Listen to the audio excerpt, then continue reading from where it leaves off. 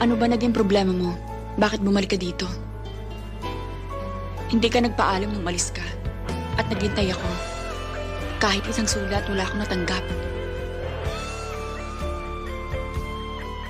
Hindi ko iniisip na makakabalik pa ako rito. Mahirap ang buhay ng sundalo. Lagi nakikipagsapalaran ng buhay. Ayoko umasa ka.